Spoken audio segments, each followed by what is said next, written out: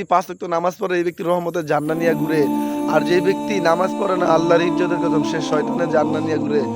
এই যে ফজরে নামাজ পড়লাম 2 জন 3 জন, 2 দিন আগে আমি আসরে নামাজ পড়াইছি, একা আমি নামাজ পড়ছি, পিছনে একজন রাখছি একামত দেওয়ার জন্য, ঠিক মতন একামত দিতেছে না। ওর যে চিনো না কিন্তু বাজার মাঠ ঘাট সব কিছু চিনো, তুমি কি কোনো সুতা নিয়ে যেতে পারবা? তুমি একটা কানা পুজো নিতে পারবা না। যেই দুনিয়া করতে করতে বাড়িগিরি করতে করতে আল্লাহ রসুল কাছে বুঝলা তুমি মারা গেলে তোমার দেহ খাবে কবরের মাটিতে। আমার মুসলিম ভাই বোনেরা, আজকে পবিত্র জুম্মার দিন ছিল, আজকে ফজরের নামাজটা পড়লা না, ক্ষণস্থায়ী ঘুমাইয়া চিরস্থায়ী জাহান্নামে যাইতেছো।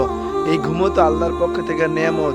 আজকে তুমি ফজরের নামাজটা পড়লা না, কিছুক্ষণ পরে ঠিকই তুমি মাঠে যাবা, চাকরিতে যাবা, মোবাইলের সময় দিবা, সব জায়গায় সময় দিবা, কিন্তু আল্লাহর ঘর মসজিদে যাইয়া যে সময় দিবা এই সময়টা তোমার হইতেছে না।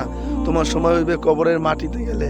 তখন আফসোস করবা আল্লাহ দুনিয়া যে আপনার সমস্ত হুকুম পুরা করবো, তখন আল্লাহ তোমাকে কোনো সুযোগ দিবে না। কারণ আল্লাহ তোমাকে কোরআনের মাধ্যমে, রসুলের মাধ্যমে, আমার মতো মানুষের মাধ্যমে তোমার কানে নামাজের দাওয়াত পৌঁছেছে, দিনের দাওয়াত পৌঁছেছে, সব কাজ পুরোপুরি করছো, কিন্তু আল্লাহর দিনে থেকে তুমি গাফেল ছিলা, আর কোনোদিন আসতে পারবা না। তোমাদের এখনো সময় আসছে, তোমরা বাচ্চা রয়েছে, তোমরা জীবিত, এই সময়টা কাজে লাগাও। এই সময় অপচয় করার কারণে আল্লাহ হাসরের মধ্যে ডাইনা তার বামাত কামড়ে খেয়ে ফেলাবা, আফসোস করে কোনো লাভ হইতো না। ভাই, মানুষের ভুল ভাঙে 2 জায়গায়, এক হলো কবরে, এক হলো সফরে। যদি দুনিয়ায় ভুল ভাঙে, দুনিয়ার সমস্যার সমাধান করে আল্লাহর কাছে ক্ষমা চেয়ে জান্নাত পাবা।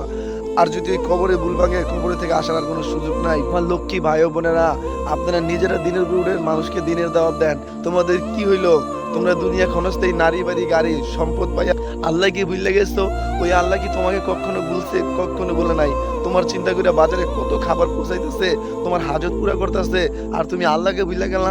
রং তামাশা বাদ দিয়া ভাই আল্লাহর হুকুম মানো।